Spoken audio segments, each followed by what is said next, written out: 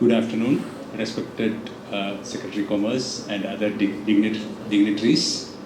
Mine is probably the last presentation, and I'll be discussing on the issue of investment. Here, what we mean by investment is FDI, and I will give an overview of the current infrastructure setup as far as seafood processing is concerned. Then we will look at what is the need for FDI in seafood sector. We'll look at some examples, and finally we will discuss about what is the intervention state governments can make to promote, attract FDI to their states. So these suggestions will come towards the last.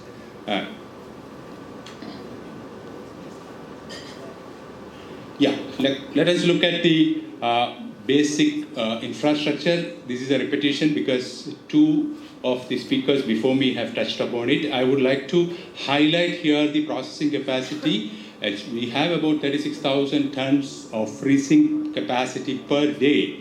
And you can also look at the cold storage capacity, which is about 4.5 lakh tons, which means if we are processing at full capacity, we can store in our cold storages about 12 days of production. And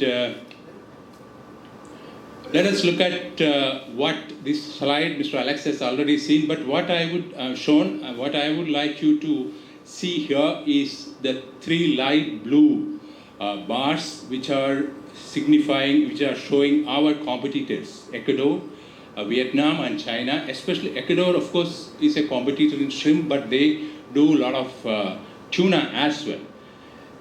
This is under Chapter 3. Under Chapter 3, basically we have frozen products, raw material, but we have some value-added products as well. For example, marinated products, stretched shrimp, what you call nobashi in Japanese.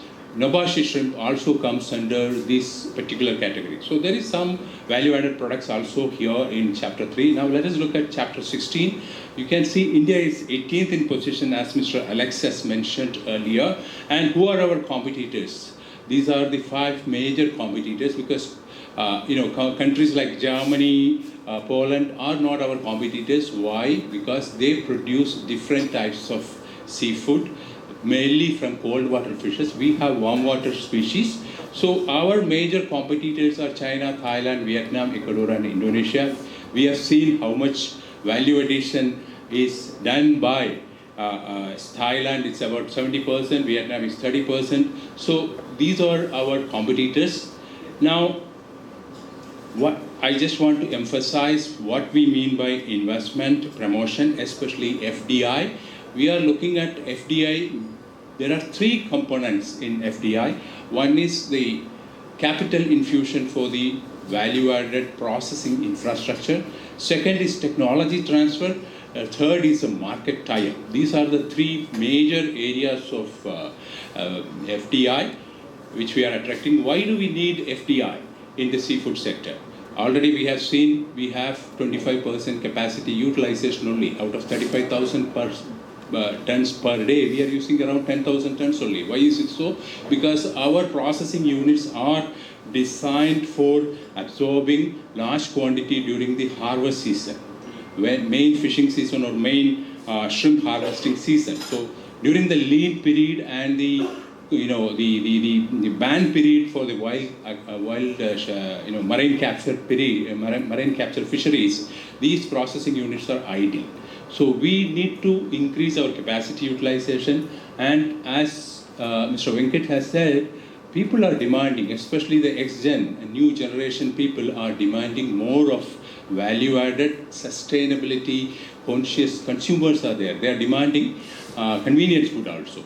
And we can see that if we go for value addition by attracting FDI, we can definitely increase the job opportunities. For example, if a conventional processing is done in a processing plant, 10 tons if they are able to produce block frozen products, if they go for value addition, their production will come down to 25% with the same capacity. That means they need to have 4 times employment or workers to produce the same quantity of value-added products as they have done with the raw material production. And we need to move from a commodity supplier for our competitors to a product supplier. For example, we can see the top 5 buyers there, except USA and Japan. The other buyers are buying our product, doing value addition and exporting to other markets. So why do we need to do that? We can do it here. So except USA and Japan, other countries are doing value addition with our raw material. And look at the quantum of their purchasing. Almost 70% is bought by these 5 markets. And of course, we have the issue of productivity, as Mr. Venkat rightly pointed out. To some extent, automation can take care of this productivity, especially towards a high-end value addition. For example, when you want to do stretch shrimp, Nobashi shrimp, which has got a universal market, not only in Japan, hand stretching is possible, but maintaining the product specification throughout the year is a challenge because skill set of workers vary. So what Vietnam has done is they have brought in the machinery to stretch the shrimp. So if you go to sell stretch shrimp or Nobashi shrimp to market, first question they will ask is, do you have Nobashi machines in your factory? So that is where the automation is also important. So all these things can come with FDI. And before we go into how FDI can help in this, let us look at some examples. We have 2 types of FDIs, 2 categories of FDIs which has taken place already. Around 7 countries are involved, 13-14 projects are in operation. First type is 100% investment. These are the 3 examples where 100% investment is there. Philips is on crab meat, and Albadar is on tuna, and CP Group does feed and some processing also. It's a 100% investment. Now let us look at the joint ventures. We have around 10 joint venture companies where most of the partners, the most prominent partner is USA, and now we have some partners from Europe also, especially Netherlands has come recently with a Cochin-based processor.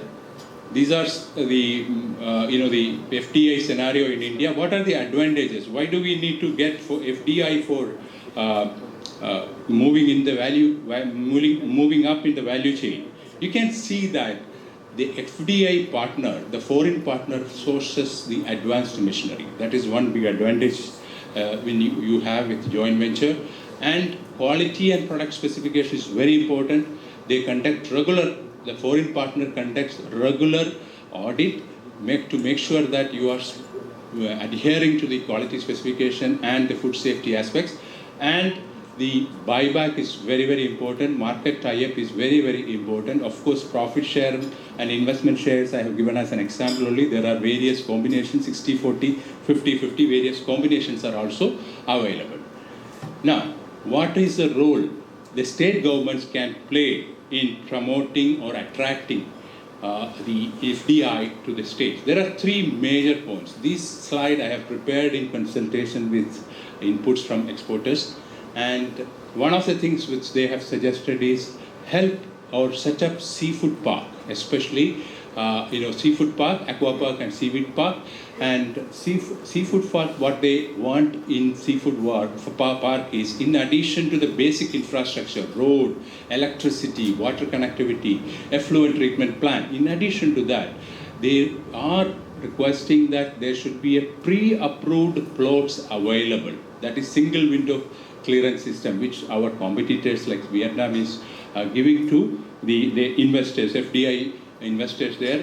And our exporters require about 10 approvals before they can set up a processing plant. I'm sure they will be able to throw more light on this. And if these approvals can be obtained by the state government well in advance for a particular plot, and the FDI will come in like anything. It is more helpful than any type of subsidy. That's what I have been told. And now the next point is on what do we do with the 25% capacity utilization? How can we, make it 100% capacity utilization through value addition? So we need here import of raw material, which my previous speakers have already mentioned, and Mr. Venkat has also mentioned about differential assistance for value-added products, that is chapter 16. And here states can do by incentivizing value-added products, by giving incentivization, support for electricity tariff for export of value-added products. Suppose if a processing unit is exporting 100 units or 100 crore worth, 100 rupees worth of value-added products, certain amount of tariff reduction can be given for the next year of electricity consumption. These are some of the examples. Another suggestion is set up test kitchens in the fisheries colleges. This is also another suggestion which has come up, and Mr. Venkat has already suggested, or Mr. Alex also has suggested in the similar lines. Why do we require this center of excellence or test kitchens? You see, when we produce raw material, freeze 10 tons, then you can look for a buyer. But in the case of value-added products, you need to first get the requirement of the buyer and produce. For example, if you are producing breaded shrimp, the requirement of breading, flavor, everything varies from customer to customer. So a processor, if he wants to go into it, he needs to first get the confidence of the buyer that he is able to produce this particular type of product as per his requirement. So he may come to these test kitchens or center of excellence, do a trial production of 1 ton of breaded product and send it to the potential customer as a test shipment. If customer says that I am happy with it, I want more of it, then he will go further into investment on this value addition. So this is going to be a major support for the test, value-added products exports. And the last thing is about leasing policy, especially for reservoirs. We have a huge area of reservoir, and the Government of India has come out with a guideline. 1% of the reservoir can be used for cage culture. We have the example of fishing company. Mr. Altaf was speaking to us. They are one of the largest importers of tilapia fillets in the world. They are the largest in USA. And what they have projects in China where they do farming right from hatchery down to final product. They are trying to do the same thing here. But if the policy is available, the consistency is there, then it will be very easy to attract investment in this side, and it's going to create a lot of employment in the rural areas, especially in and around reservoir areas. So this is one major support state governments can give for attracting the FDI. So this is all in my presentation. Thank you very much.